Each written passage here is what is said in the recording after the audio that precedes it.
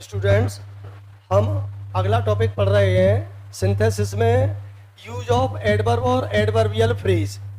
Adverb और adverbial phrase का प्रयोग करके दो या दो से अधिक सिंपल सेंटेंस को एक सिंपल सेंटेंस बनाना। सामान्यतः आप देखे होंगे कि अगर हम नाउन में एल वाई लगा दें तो एडजेक्टिव बन जाता है, और हमें एडवर्ब बनाना है तो एडजेक्टिव में क्या लगा देंगे? L Y. तो एडवर्ब एडजेक्टिव में एल वाई लगाने से बनता है और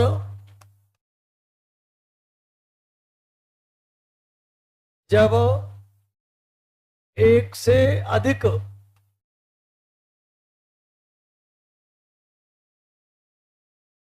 शब्द एडवर्ब की तरह या भांति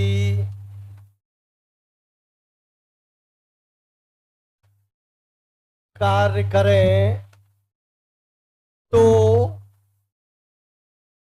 उसे एडवर्बियल फ्रेज कहते हैं।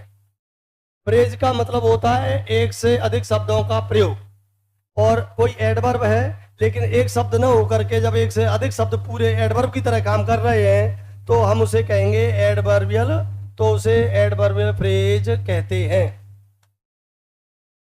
आपने जाना कि हमें एडवर्ब कैसे बनाना है? एडजेक्टिव में एल वाई लगा करके।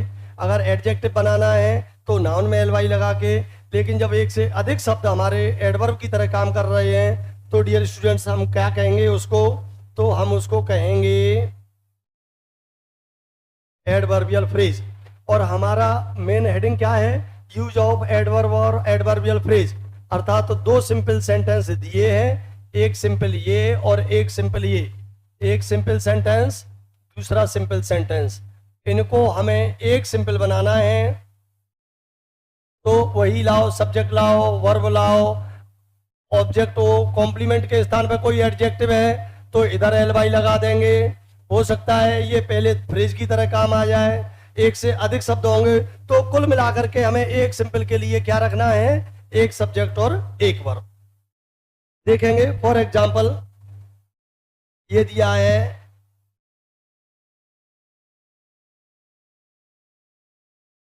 Ravi went to college. Ravi went to college.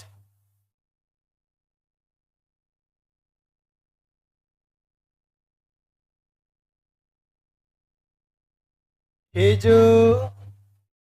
going is punctual.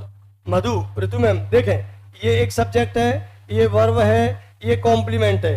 ये इसका सब्जेक्ट है, ये वर्ब है, और ये इसका है तो कॉम्प्लीमेंट। क्या है? कॉम्प्लीमेंट। लेकिन ये काम काय की तरह कर रहा है? एडजेक्टिव की तरह। रवि कॉलेज गया, उसका जाना कैसा था? पंक्चुअल। तो पहले वाक्य में कथन दिया होगा, क्या दिया होगा? और कथन में दूसरा वाक्य वर्ब की विशेषता बता रहा होगा या किसी एडजेक्टिव की विशेषता। क्योंकि एडवर्ब क्या होती है?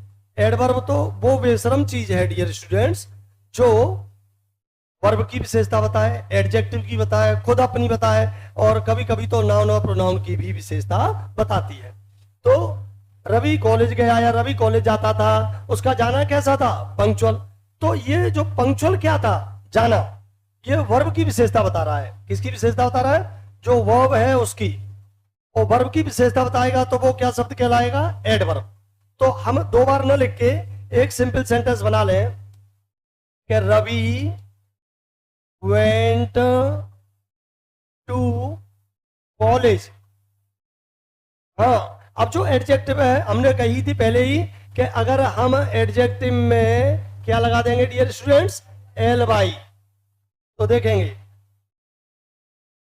हमारा एडजेक्टिव है यहाँ पंक्चुअल, एक एल था, एक एल वाई और लगा दिया, तो अब ये एडवर्ब की तरह काम कर रहा है।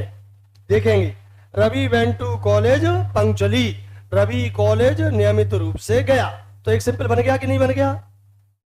देखेंगे, ये हमारा एक सब्जेक्ट रह गया, एक वर्ब रह गई, ये कॉम्प्लीमेंट है, और इस कॉम्प्लीमेंट के बाद वर्ब की विशेषता बताने के लिए अदर कॉम्प्लीमेंट। कॉम्प्लीमेंट में तो एक से अधिक शब्द हो सकते हैं, और इनमें एक से अधिक जब एडवर्ब आए तो उनका क्रम कौन बताएगा? अगर आपको क्रम आता है तो कमेंट में बताएं कि अगर एक से अधिक एडवर्ब आए हैं और उनको हमें क्रम से लगाना है तो उनका क्रम क्या रहेगा, आप कमेंट बॉक्स में जरूर लिखें। चलिए, I hope it is clear. नहीं है तो एक और एग्जाम्पल देखेंगे और आगे समझेंगे कि कैसे करेंगे। अगर इसी तरीके के वीडियोज देखने हैं तो अपने दोस्तों को शेयर करें, लाइक करें, सब्सक्राइब करें। चलिए नेक्स्ट सेंटेंस देखते हैं। बोले Ravindra. Yes, the sun set, the travellers have not had not returned yes, बहुत सही। बताइए रविंद्र बाबू क्या बनाएंगे इसका?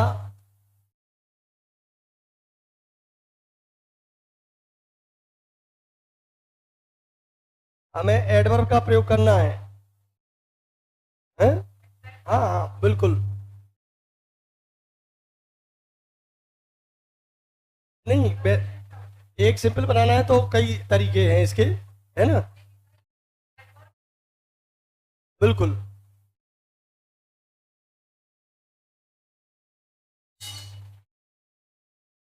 हाँ, by the sunset, the travellers, वैसे उसमें डाल दिया है लेकिन ये रहेगा the travellers had not returned by the sunset। ये पूरा फ्रेज की तरह, वही एडवर्बियल फ्रेज की तरह काम कर रहा है। भले ही प्रीपोजिशन लगाया है लेकिन ये फ्रेज की तरह काम कर रहा है, एडवर्बियल फ्रेज बनेगा यही। बीवियर, हाँ, beware of wine this of the first importance। कोई बात नहीं, बाकी ये इंपरेटिव सेंटेंस है, पहले यही आएगा।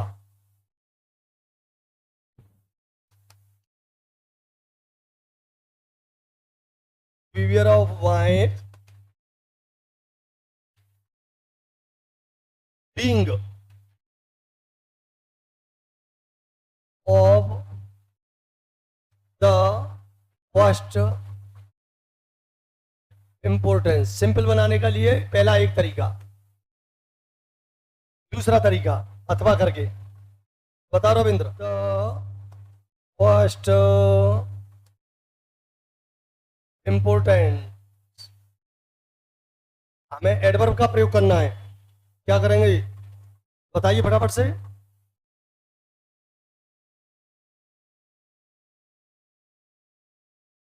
फर्स्टली इंपोर्टेंट, एडजेक्टिव आएगा, नाउन नहीं आएगा, एल वाई नहीं लगाएंगे। नहीं, ये भी आप बात मानो, ये एक ही तरीका है इसका। नहीं, कोई नहीं, आप इसके मैं एग्जांपल बताऊं, आप इसको ऐसा एग्जांपल न लें, आएगा एक्सरसाइज में मैं आपको कराऊंगा सॉल्व। देखिए, नहीं ये तो सही है ये वाला, मतलब अगर हम फर्स्ट इंपोर्टेंटली बनाते हैं या फर्स्टली इंपोर्टेंट बताते हैं तो लगता नहीं है आपको पता है एडवर्ब के रूप में नहीं लाएंगे, है ना? तो दैट विल बी रॉन्ग। और गलत सिखाना, मैं नहीं किसी यूट्यूबर की वो कह रहा, लेकिन मैं ये कह रहा हूं कि ज्यादातर लोग कुछ भी बनाने के बताने के लिए तैयार हैं। है? क्या क्या?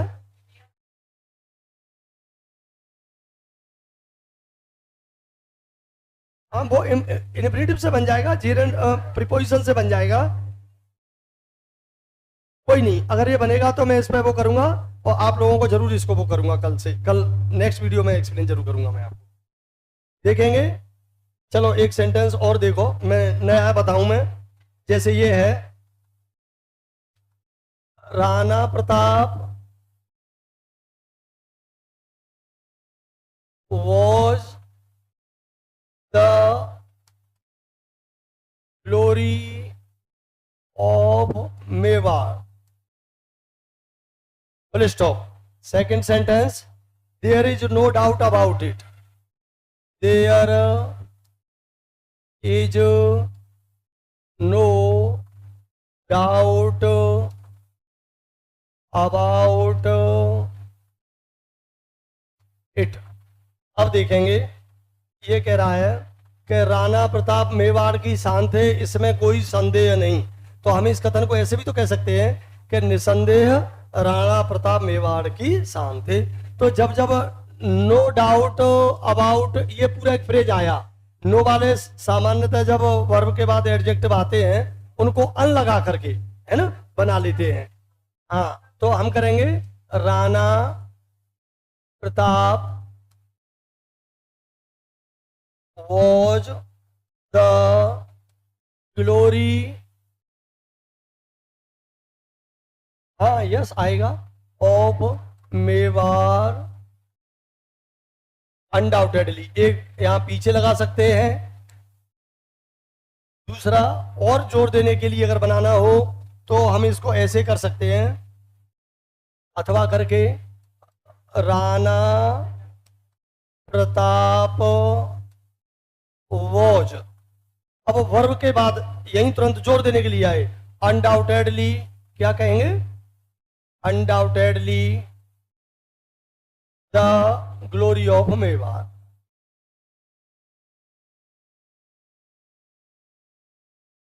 एक में एम्फेसिस किया है और एक में सामान्य तरीके से कहा है, लेकिन अनडाउटेडली वही, अन नो के बदले लगा दिया हमने, डाउट और अबाउट इट के बदले EDLY। तो ये वर्ब में ELY लगा करके है, जब फ्रेज होगा तो LY नहीं होगा, EDLY होगा, ये ध्यान रखना होगा आपको।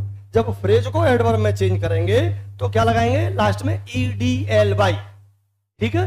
जैसे एक और एग्जांपल, द स्टूडेंट, डाउट होता, डाउटेडली होता, एक और EDLY का, the students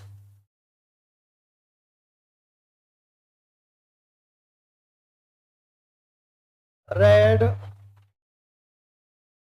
the book,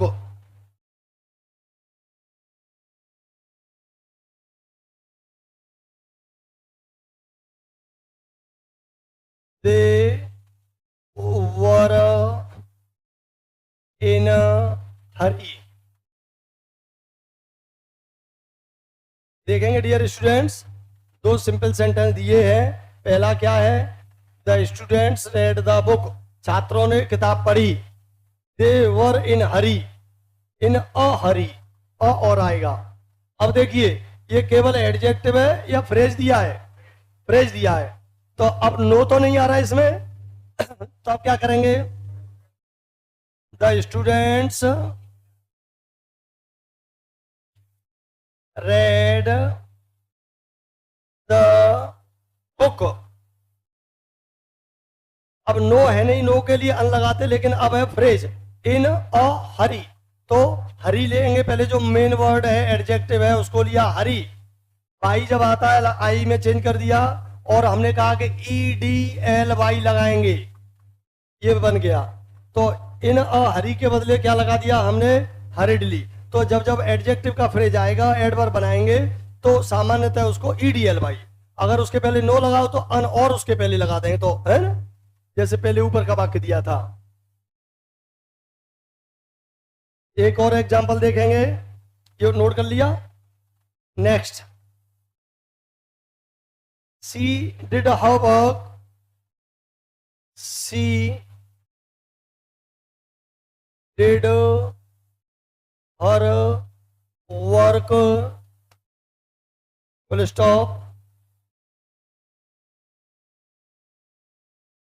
she did her work, she was not careful about it, she was not careful about it. एक सिंपल ये दिया है, एक सिंपल ये दिया है, दो सिंपल दिए हैं, दोनों को मिलाकर के एक सिंपल बनाना है।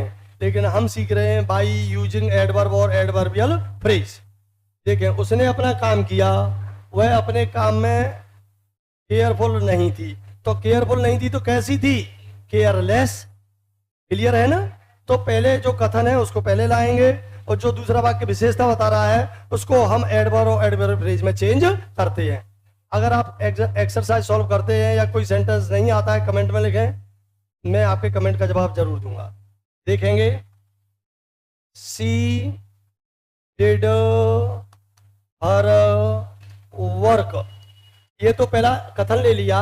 अब यहाँ नोट लगा है और केयरफुल लगा है, तो या तो अन, लेकिन अनकेयरफुली तो पढ़ते नहीं, तो इसका बाद में लगाते हैं लेस। तो हमारा पहला था केयर, अब फुल की जगह पे हो जाएगा लेस, और एडवर्ब बनाने के लिए लगा दिया हमने एल बाई, केयरलेसली, और ये बन गया हमारा एडवर्ब। क्या बन गया? और पूरे वाक्य को हमने केवल एक एडवर्ब बना करके खत्म कर दिया। और इस प्रकार से हमारे पास एक सब्जेक्ट, एक वर्ब, ऑब्जेक्ट, और ये कॉम्प्लीमेंट के रूप में एडवर्ब काम कर रहा है। नीतू, सिर मेरा चकराए, है कौन सा वो गाना है? हाँ, तो जब नोट लगा हुआ है तो या तो शुरू में अन लगाएंगे या बाद में लेस लगाएंगे। प्रीफिक्स या सफिक्स जोड़ के ही तो उसको बनाएंगे। अगर आपको प्रीफिक्स सफिक्स नहीं जानते तो आने वाले वीडियो को जरूर देखें। ठीक है, यहां तक क्लियर? चलो बोलो, कोई एक और एग्जांपल बताएं। ये देखो, बाई सनसेट वाला जो हम बता रहे थे, ये दिया है। एक है he was at fault, he was at fault, full stop।